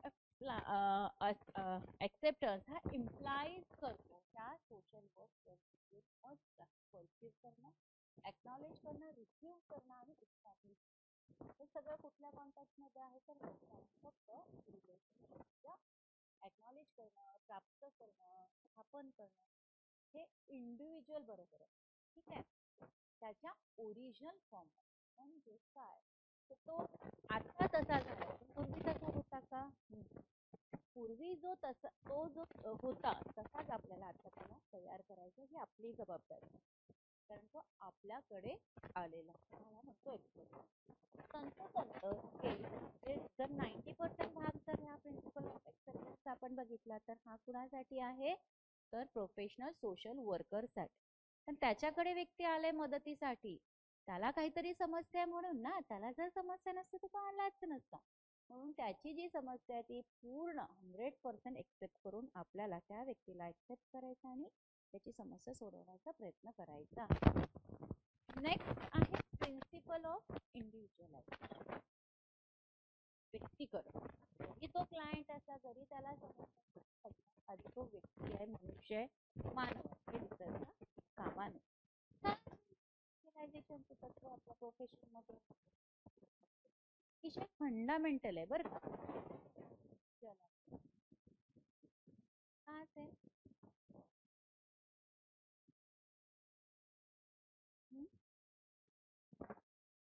आता बरेचदा आपण म्हणतो एव्हरी इंडिव्हिज्युअल इज युनिक. म्हणजे समाजामध्ये, देशामध्ये, जगामध्ये कितीतरी लोक आहेत, पण सगळे सारखे दिसतात का? नाही. कधीतरी जे ट्विन्स असतात, कधीतरी एक बायोलॉजिकल आहे तो, पण अतिशय करोडो लोक आपल्या देशाचाच घेऊ आपण विषय, फक्त जगाचा सोडून द्या, ते सगळे सारखे असतात का? कोणी लेफ्टी असतं, कोणी राईट हँडनी लिहितं, कोणी लेफ्ट हँडनी लिहितं, कुणाच्या चालण्याच्या पद्धती वेगळ्या आहे, कुणाच्या स्किनचा कलर वेगळा आहे, कुणाचे कर्ली हेअर्स आहे, कुणाचे सिल्की हेअर्स आहे, स्ट्रेट हेअर्स आहे, कुणाचं नाक सरळ आहे, कुणाचं नाक थोडं मोठं आहे, कानाचा आकार, डिफरंट टाइप्स ऑफ गोष्टी, कॅरेक्टरिस्टिक्स, गुणधर्म असतात. कोणी खूप रागीट असतं, कोणी खूप शांत स्वभावाचं असतं, कोणी खूप बोलकं असतं, कुणाला फारसं बोलायला आवडत नाही, कुणी शांत राहून काम करायला आवडतं, कुणाला खूप गाजावाजा करून करायला आवडतं. म्हणून ते व्यक्ती चुकीचे आहेत का? ते त्यांचे गुण आहेत, त्यांची डेव्हलपमेंट तशी झाली आहे किंवा त्यांनी जे ग्रास्प केलंय त्या पद्धतीने केलंय म्हणून आपण त्यांना असं म्हणत नाही. For example, single parent child, नुसत्या आईनी वाढवलेली मुलं आणि आई आणि वडील दोन्ही, म्हणजे एकल कुटुंबात राहणारी मुलं आणि पूर्ण कंप्लीट फॅमिलीमध्ये राहणारी, दोघांच्या डेव्हलपमेंटवर, दोघांच्या मानसिकतेवर, दोघांच्या बुद्धीवर, ग्रास्पिंगवर फार वेगळा परिणाम झालेला असतो, हो की नाही? पण ते त्यांच्या परी एकदम परफेक्ट असतं, म्हणून कुणालाही हिणवणं योग्य नाही. म्हणून हा इंडिव्हिज्युअलायझेशनचे हे जे तत्व आहे ते त्याच्यासाठी हे फंडामेंटल आहे, इफेक्टिव्ह प्रॅक्टिस आहे. कारण आपल्याला इंडिव्हिज्युअल आपल्या क्लायंटला व्यक्ती म्हणूनच ग्रास्प करायचं, एक्सेप्ट करायचं. आता त्याचा सोशल वर्कचा विश्वास कशामध्ये आहे? तो युनिक इंडिव्हिज्युअल, म्हणजे आता जे काही बरेच एक्झाम्पल्स मी सांगितले तर त्या एका इंडिव्हिज्युअल व्यक्तीविषयी आहे. कारण जे मी सांगितलं हे मला असं वाटत असेल की ह्याचे कर्ली हेअर्स का आहेत, ह्याचे स्ट्रेट केस का नाहीत, कारण माझे स्ट्रेट आहे, पण असं मला वाटतंय ना, त्याला नाही वाटत. म्हणजे माझं म्हणणं मी त्याच्यावर पाहू शकत नाही. प्रत्येकाची क्षमता, प्रत्येकाचे गुणधर्म वेगळे असतात आणि ते सुद्धा असतात. सोशल वर्करचा जो व्ह्यू पॉइंट आहे प्रॉब्लेमला प्रत्येक क्लायंट तो स्पेसिफिक असायला पाहिजे आणि हेल्प करणारा असला पाहिजे त्याच्या क्लायंटला, जेणेकरून जे काही आपण त्या व्यक्तीसाठी करणार आहोत ॲज अ क्लायंट म्हणजे सॅटिस्फॅक्टरी असलं पाहिजे, आपल्याला सापडलं पाहिजे नेमकं आपल्याला काय करायला पाहिजे, जेणेकरून त्या समस्या घेऊन व्यक्ती आपल्याकडे आला आहे त्या समस्येच्या संदर्भात त्याला 100% सॅटिस्फॅक्शन मिळालंच पाहिजे. या लेवलला आपली हेल्प आपलं प्रोफेशन आहे आणि तुमच्याकडे कॉन्फिडन्स आहे, मोटिवेशन आहे, तुमच्याकडे बेस आहे, त्यात तुम्हाला त्या व्यक्तीची समस्या समजून मुळापासून प्रिन्सिपल ऑफ इंडिव्हिज्युअल आहे. नाव थर्ड प्रिन्सिपल ऑफ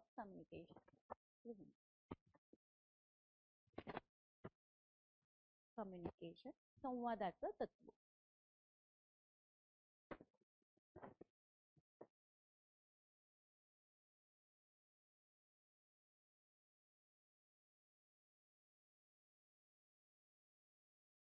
जेव्हा क्लायंट बोलका होईल तरच वर्करला कळेल की आपल्याला नेमकं ह्या व्यक्तीबरोबर काय काम करायचं. क्लायंट स्वतःच्या भावना मांडतो आहे, त्याचे विचार सांगतोय, जे काही त्याच्या आयुष्यात घडून गेलेलं आहे किंवा घडतंय, तो जो ते सांगतोय हे अतिशय पेशंटली ऐकून घ्यायचं. म्हणजे लिसनिंग स्किल आपल्या प्रोफेशनमध्ये अतिशय महत्त्वाची. जर तो काही सांगतोय खूप इमोशनल होऊन ते सांगताना त्या क्लायंटला रडू येते आणि त्यावेळी आपण मध्ये मध्ये त्याला इंटरप्ट करतोय किंवा ते फार केअरफुली आपण ऐकून घेत नाही असं जर फील क्लायंटला आलं तर त्याचं कम्युनिकेशन तिथे ब्रेक होतं आणि तुमच्यावरचा विश्वास त्याचा डगमगतो. तो पुढे ज्या पद्धतीने आपल्याला काम करायचं त्या पद्धतीने ते होणार. म्हणून आपली प्रायोरिटी सगळ्यात आधी त्या व्यक्तीला ऐकून घ्या. त्याला जे काही बोलायचं आहे व्यक्त व्हायचं ते होऊ द्या. कारण ही स्पेस कदाचित त्याला दुसरीकडे मिळाली नसेल व्यक्त होण्याची, ते आपल्याकडे मात्र मिळाली. प्रिन्सिपलनुसार सोशल वर्करने काय केलं तर सोशल वर्करकडे इनफ स्किल असल्या पाहिजे. अतिशय महत्वाचं आहे. तर इनफ स्किल म्हणजे इथे सगळ्यात महत्वाची स्किल आहे लिसनिंग, ऐकून घेणं. जर तुम्ही ऐकून घेतलं तर तुम्ही ग्रास्प करू शकता त्या कम्युनिकेशनच्या माध्यमातून. कारण प्रॉपर कम्युनिकेशन हे अतिशय महत्वाचं आहे.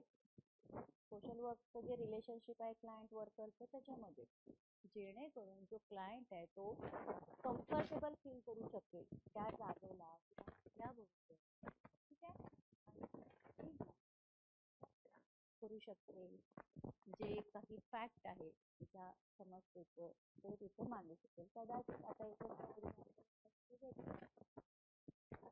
तर काउन्सिलिंग, स्टुडंट काउन्सिलिंग, एखाद्या व्यक्तीला मॅथ्सचा जर प्रॉब्लेम असेल आणि तो घेऊन येतो ॲज अ काउन्सिलर आपल्याकडे, तर त्याची भीती नेमकी कशाविषयीची आहे किंवा त्याला तो विषय खरंच आवडतोय का, त्याला शाळा आवडते. छोटंसं एक्झाम्पल देते मी. एका छोट्याशा मुलीचं जिची शाळेची जेव्हा सुरुवात झाली ती कोरोनाच्या काळामध्ये झाली होती. तिचं जे नर्सरी किंवा LKG वगैरे असतं ते पहिलं शिक्षण तिचं ऑनलाईन झालं पूर्ण 1 वर्ष. म्हणजे तिला शाळा काय माहीतच नव्हती. पण जे दुसऱ्या वर्षाला त्यापासून शाळा सुरू झाल्या नव्हत्या, शाळेत जायला लागली. तेव्हा तिची शाळा होती सकाळची. अतिशय छोटीशी मुलगी LKG वगैरे, एक 4 वर्षाची वगैरे होती. जे सहसा लहान मुलं उठत नाही, पण ती लवकर उठायची कारण तिला शाळेत जाण्याची लगबग असायची. तिचा इंटरेस्ट खूप आला होता शाळेत.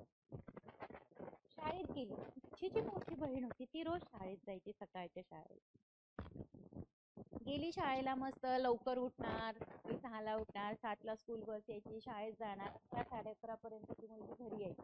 घरी आल्या आल्या ती दप्तर ठेवायची आणि जो काही होमवर्क दिलाय तो होमवर्क कम्प्लीट करायची. सगळ्यात आधी जेवण खावं. अतिशय छोटीशी मुलगी, म्हणजे हे डेडिकेशन फार म्हणजे मोठ्यांमध्येही दिसत नाही. आपला अभ्यास करायची, ते झालं की कपडे चेंज करून फ्रेश करून जेवण करायची आईच्या मदतीने. त्याच्यानंतर ती थोडं खेळायची, टीव्ही बघायची आणि 2-2:30 वाजता ती झोपायची. 2-2:30 वाजता झोपली की ती 5-6 वाजता उठून लगेच फ्रेश व्हायची. होमवर्क झालेच सुद्धा कम्प्लीट खेळायची, रात्री झोपेपर्यंत. 2-3 वर्षांनी जेव्हा ती पहिलीत गेली, तिची शाळा झाली दुपारची. ती 1 तास स्कूलच्या व्हॅनला जाईपर्यंत लागायचा स्कूलला. 11ला घरून निघाली की ती संध्याकाळी 6:30ला घरी यायची. कालांतराने जो अभ्यास ती खूप डेडिकेशन करायची, तिला शाळा खूप आवडायची, ती तिला नावाची तिला शाळा आवडत नव्हती. का तर शाळेचा वेळ, म्हणजे जो बाकीचा वेळ होता ती खेळायची, तिचं सगळं जी काही दिनचर्या होती ती प्रॉपर करायची, ती तिथे अडली होती. ती मुलगी शाळेत द्यायला लागली, जी अतिशय शाळा तिची फक्त सकाळची शाळा दुपारची वेळ बदलला होता. त्यातनं काय झालं तर शाळेमधला अभ्यासातला तिचा इंटरेस्ट फार कमी व्हायला लागला. तर 11ला गेलेली मुलगी जर संध्याकाळी 6:30 वाजता तर ती कंप्लीट थकलेली असेल, एक 4-5 वर्षाची 5-6 वर्षाची मुलगी स्टुडंट आल्यानंतर ती काय होमवर्क करणार, ती काय आराम करणार किंवा ती काय, तिला अजूनही ती दुपारची शाळा आवडत नाही. काउन्सिलर कडे आलेली केस होती आणि काउन्सिलरनी खूप स्किलफुली तिला विचारलं होतं, म्हणजे तिचे पॅरेंट्स नसताना, का तुला शाळा इतकी छान आवडायची, दिदी जायची, आता तू काय नाही. तुम्ही हेच सांगितलं वेळ खूप आहे, मला आता शाळा आवडत, मला शाळेत जायचं. वरून ते मुलगी होती सीबीएसई पॅटर्नला, विषय होता की सीबीएसई पॅटर्नच्या शाळा पहिली नंतर दुपारच्या असतात, सीबीएसई पॅटर्नच्या शाळा सकाळच्या. फक्त वेळेचा प्रॉब्लेम असल्यामुळे शिक्षणातला तिचा इंटरेस्ट कम्प्लिटली कमी झाला होता. असंही असतं की हे जे आपण म्हणतो ना, थॉट एक्सप्रेस करणं, फिलिंग्स एक्सप्रेस, फॅक्ट सांगणं, तिला का शाळा म्हणजे आवडत नव्हती, तर फॅक्ट हे होतं की शाळेचा टायमिंग बदलला होता. बाकी तिला अभ्यास करायचा नव्हता असंही नव्हतं, तिला शाळेत जायचं नव्हतं असं, फक्त टायमिंग मुळे. पण ही जोपर्यंत तिला बोलतं केलं नाही तोपर्यंत ही समस्या पुढे आलीच नाही. हो की नाही? असंही तुमचं स्किल आहे, तुमचं कम्युनिकेशन आहे की तुम्ही पुढच्याला कसं बोलतं करता, आणि ते स्किल वापरूनच तुम्हाला त्या व्यक्तीची समस्या ऍक्युरेट समजू शकते. जर ऍक्युरेट समजली तर तुम्ही त्याच्यावर काम करणार, आणि काम केल्यावर जर तुम्हाला 100% रिझल्ट मिळाला तर ते तुम्हाला सॅटिस्फॅक्शन मिळतं तुमच्या कामाचं, ह्याला काही मोल नाही, त्याला काही किंमतच नाही, असं म्हणजे मोलाचं आहे ते. चांदी सोनं जर त्याच्या पुढे फिक्क आहे असं आपण म्हणतो आपल्या ह्याच्यामध्ये. चौथं प्रिन्सिपल आहे प्रिन्सिपल ऑफ कॉन्फिडेन्शियलिटी, गोपनीयतेचं तत्व. ह्या प्रिन्सिपल मध्ये काय करायचं, जे काही क्लायंट आपल्याला सांगतोय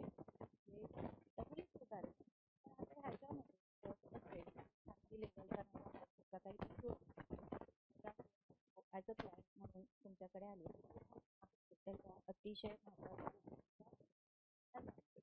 त्या तुम्ही जगाला सांगाव्या ह्याच्यासाठी तो सांगत, त्याचा विश्वास तुम्हाला इथे संपादन करायचं आहे की जे काही तुम्ही सांगताय हे फक्त तुमच्यात आणि माझ्यात राहील, तुम्ही बिनधास्तपणे सांगा. फॉर एक्झाम्पल, ह्याच्यामध्ये गुन्हेगार वकिलाकडे जातो आणि वकिलाला सांगतो की मला या गुन्ह्यातनं तुम्ही सोडवा, तर वकील त्याला सगळ्यात आधी हेच विचारतो की तुम्हाला खरं सांग, जरी तू गुन्हा केलेला असला तरी तुम्हाला सांग, त्यातनं वाचवायचं नाही वाचवायचं तो माझा प्रश्न, पण तुम्ही खरं बोललं पाहिजे, तुम्ही एक्सप्रेस केलं पाहिजे, जे काही तुम्ही सांगता ती गोपनीयता पाळली पाहिजे वर्कर. ठीक आहे. आता ही गोपनीयता जर तुम्ही पाळली नाही, ती सिक्रेट ठेवलं नाही तर काय होईल, त्याच्यावरचा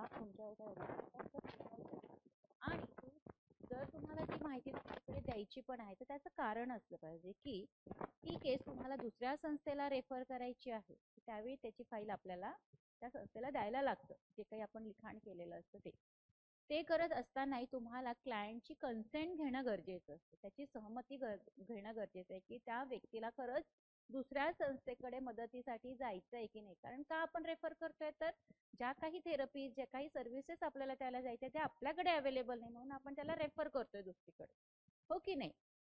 तर ते रेफर करताना सगळी त्याची माहिती द्यायची असते संस्थेला, ते करण्यासाठी क्लायंटची संमती घेणं गरजेचं आहे, त्याला कन्सल्ट करणं गरजेचं आहे. त्याची जर कन्सेंट असेल, त्याची जर संमती असेल तरच ती माहिती तुम्ही त्या एजन्सीकडे देऊ शकता. विदाउट प्रायर कन्सेंट परमिशन क्लायंटच्या तुम्ही काहीही करू शकत नाही, हे अतिशय महत्वाचं, आणि जी काही माहिती ती कॉन्फिडेन्शियल ठेवणं गरजेचं. नेक्स्ट प्रिन्सिपल आहे प्रिन्सिपल ऑफ सेल्फ डिटर्मिनेशन, आत्मनिर्णयाचं तत्व.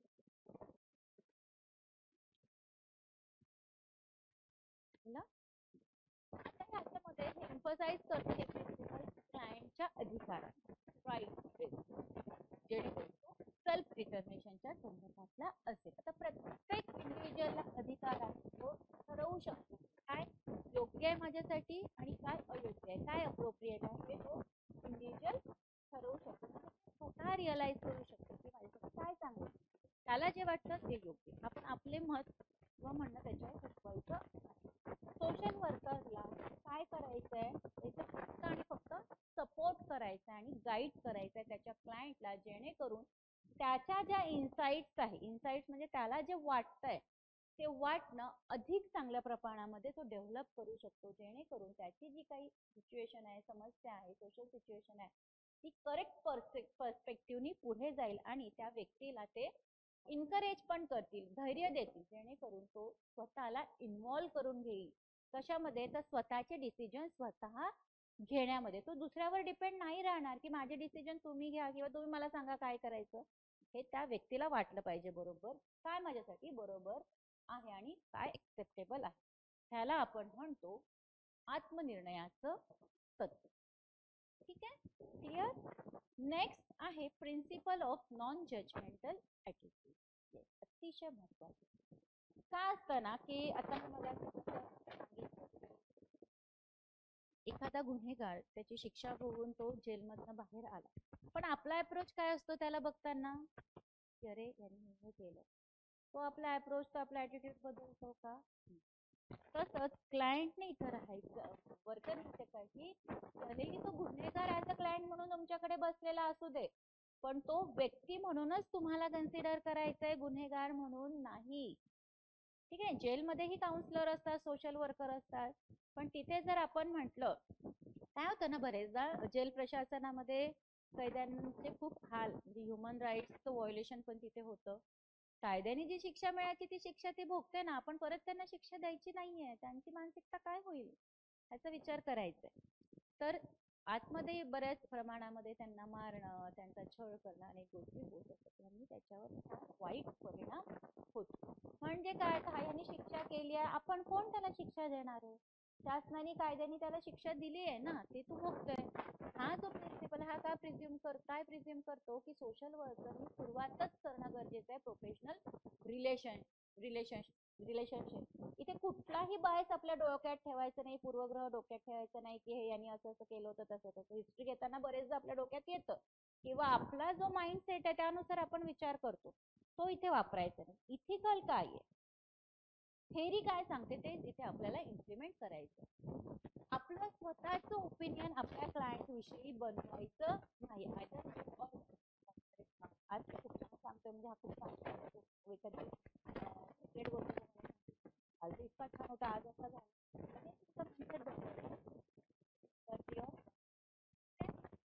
श्रम करायचंय वर्करनी क्लायंटला, जेणेकरून तो फील फ्री, ते स्वतंत्रपणा तो अनुभवू शकेल.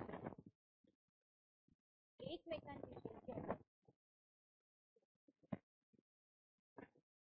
अतिशय महत्वाचा रोल क्लायंट वर्कर. नाव लास्ट प्रिन्सिपल आहे कंट्रोल. प्रिन्सिपल कसं होतं ना, कंट्रोल इमोशनल इन्व्हॉल्वमेंट हा फक्त आणि प्रोफेशनल व्यक्तीकडे आहे, वर्करकडे आहे, क्लायंट काही रोल नाही आहे. हा प्रिन्सिपल ऑफ कंट्रोल. तर मला खूप भावनिक रडून काही गोष्टी सांगताय, तर तिथे मला माझ्या भावना कंट्रोल करायच्या. तो रडतोय म्हणून माझ्याही डोळ्यातनं पाणी पडतंय, हे होता कामा नये. आपल्याला सिंपती असलीच पाहिजे, त्याच्या समस्येमध्ये आपला सहभाग असलाच पाहिजे, त्याच्या फिलिंग मध्ये. पण तो रडतोय म्हणून मी पण रडते, हे काही प्रोफेशनल बिहेवियर ठेवायच्या आहे. ठीक आहे, तर हा जो प्रिन्सिपल आहे, हे जे तत्व आहे, हे गाईड करतं सोशल वर्क प्रोफेशनलला की not to indulge too much personally. खूप पर्सनल लेवलला त्या क्लायंटच्या समस्येमध्ये घुसायचं नाहीये. जे अतिशय वाईट परिस्थिती असू शकते क्लायंटची, तरी पण तुम्हाला तिथे स्वतःला कंट्रोल करायचंय आणि खूप ऑब्जेक्टिव्हली तिथे विचार करायचा. आता हा जो सोशल वर्कर आहे त्यांनी काय केलं पाहिजे, तर रिझनेबल इमोशनल डिस्टन्स जे आहे ते मेंटेन केलं पाहिजे. त्यावेळी तुम्हाला त्याला सिंपती तर द्यायचीच आहे, पण सिंपती देताना तुमचं बिहेवियर, तुमचं वागणं, तुमचं बोलणं खूप मॅटर करतं. त्यांनी त्याच्यावर खूप चांगला इम्पॅक्ट होऊ शकतो. म्हणजे क्लायंट रडते, मी रडते, अरे त्या क्लायंटला काय वाटेल की मी ज्या व्यक्तीकडे आली तोच तर रडतंय, नाही काय आपल्याला मदत करेल, असं होऊ शकतं. So be careful, be professional. So principles of social work profession 7 principle आहे. तुम्ही मुद्दे किंवा हे लिहत असताना थोडं डायग्रामॅटिक लिहा. तर लिहिलंय मी सोशल वर्क प्रोफेशनचे प्रिन्सिपल. असं राऊंड करायचा, 1 2 3 4 5 6 7 असं लिहायचं. ते लगेच लक्षात येतं की आपलं एवढं. सो आज आपण नेचर ॲट डेव्हलपमेंटमध्ये basic concept, definition, scope, nature आणि प्रिन्सिपल एवढा भाग कंप्लीट केलेला आहे. पुढच्या लेक्चरमध्ये आपण scientific base of social work जो आहे तो कंप्लीट करू. इथपर्यंत कुणाला काही समजलं नसेल तर विचारा, किंवा ह्याचा तुम्ही अजून घरी जाऊन अभ्यास करा. अजून स्वतः काही केसेस करता येतात, अजून प्रिव्हियस इयर्सचे क्वेश्चन पेपर काढा जे वेबसाईटमध्ये अवेलेबल आहे, तोच एक पेपर सोडवायचा. ते पासून द बेस्ट.